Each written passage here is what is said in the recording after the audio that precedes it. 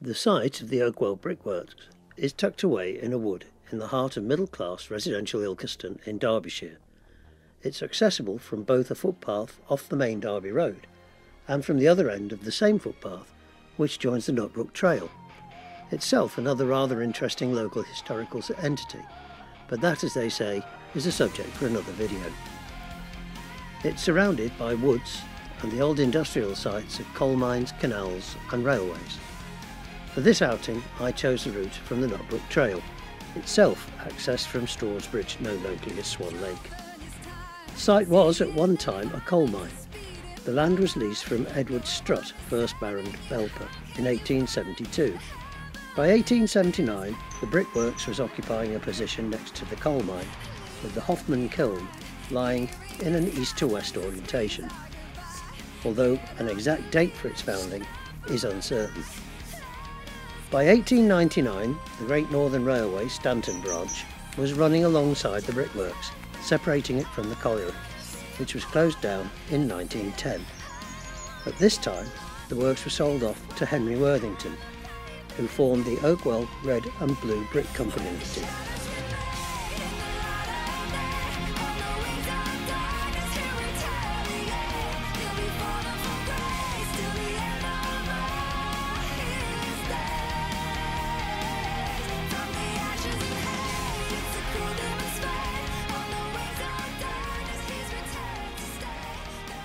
Later it was again sold, this time to Stanton Ironworks Limited, although the company name remained the same, and it was run as an independent section until 1930, when it was formally incorporated into Stanton Ironworks. The Hoffmann kiln was patented in 1858 as a device for use in brickmaking process.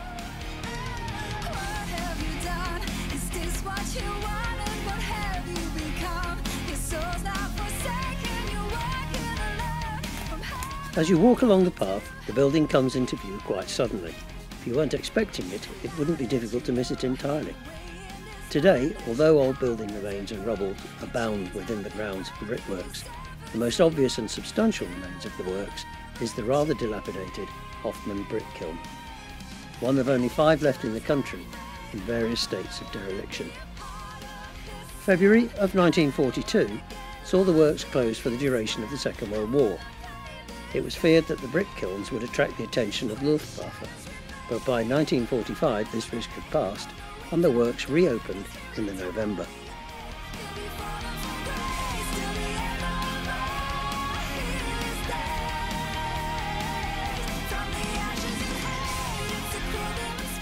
It steadily progressed, and in 1950 it had a potential capacity to produce 4 million bricks a year, although, for several economic reasons, this wasn't brought to fruition.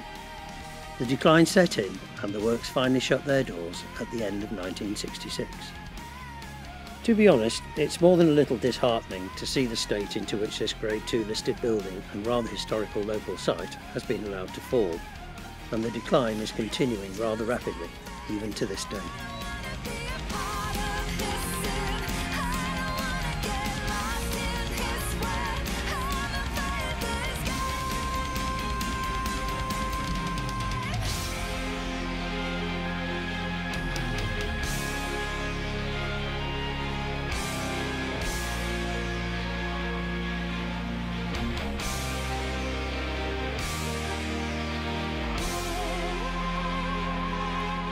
At the time of making this, February of 2021, the impression is that the building is being left to fall down of its own accord. The fencing is failing to keep a large number of people out, and the signage is being ignored. The present day usage of this building, apart from desperate photographers attempting to make amusing documentaries, is restricted to the consumption of alcohol and controlled substances by those who know where this beautiful example of industrial architecture lies. As the refuse and the other assorted detritus build up, the various parts of the building fall down.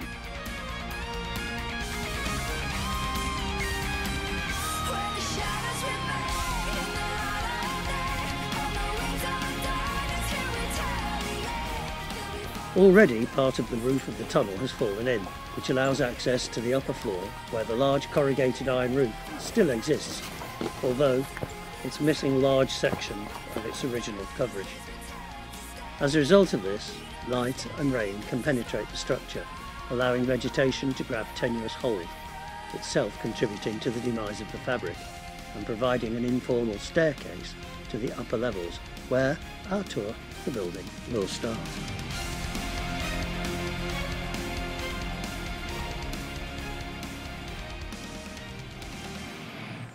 Along with the beer cans and the paraphernalia is an abundance of graffiti, some of which is better than others, but all go to speak of the unkempt and dilapidated state of this building. Whichever way you consider it, graffiti is vandalism, but you can't help but acknowledge the skill displayed in some of these tablets.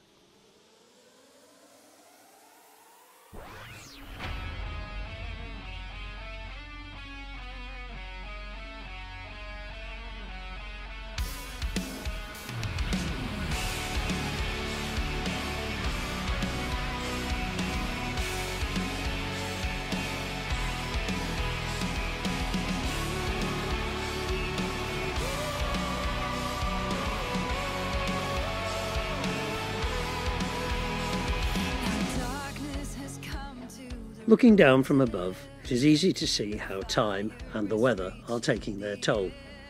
The holes and the rusting girders telling their own tale of how they've been forgotten, as time and technology have marched on, leaving this once important centre of activity peaceful but rotting, and by all but a few, forgotten, as nature attempts to reclaim what was once hers.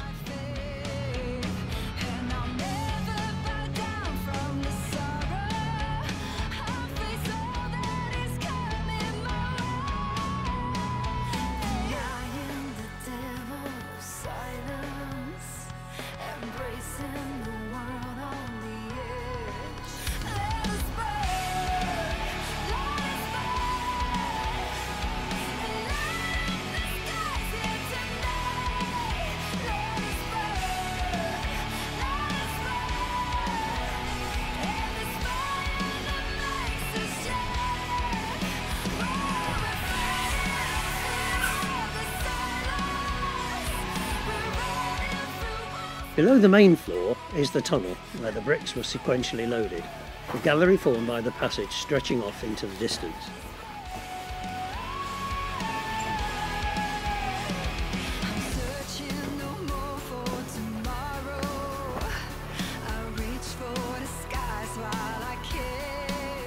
Shafts of daylight coming in from the outside denote the loading bays where these bricks were placed inside the kiln and unloaded later, when ready.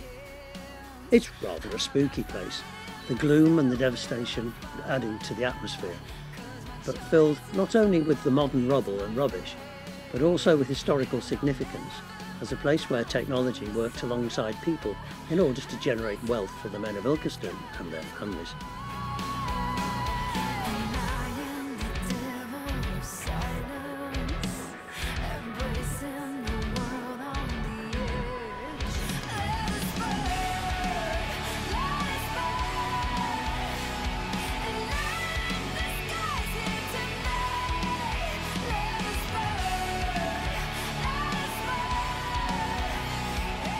At the side of the tunnel where the bricks once sat being fired is what is now serving as a makeshift main entrance.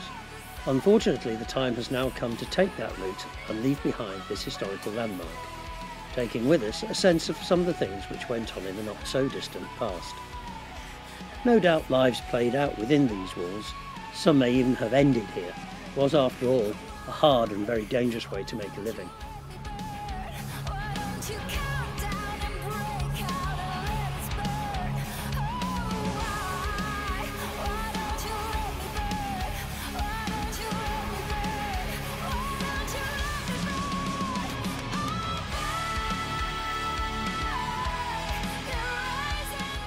And so we walk back to the car along the Nutbuck Trail, now a footpath and cycleway frequented by joggers, walkers, dog walkers and cyclists. At one time this was a busy railway, now the beautiful bridges hear only the puffing of would-be athletes, where once mighty steam engines rolled through on their way to and from Stanton Ironworks.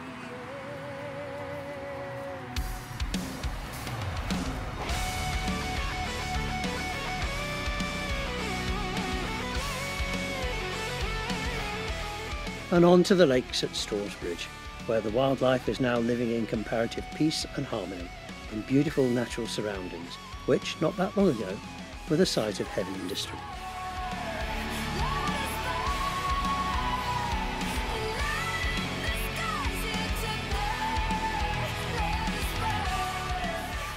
Well, I hope that you enjoyed this. If you did, please consider subscribing to the channel and feel free to check out the other videos. My next planned outing will, I hope, be the Notts Canal between Trowell and Langley Mill, COVID permitting of course, also in the Ilkeston area. So until then, have fun and stay safe.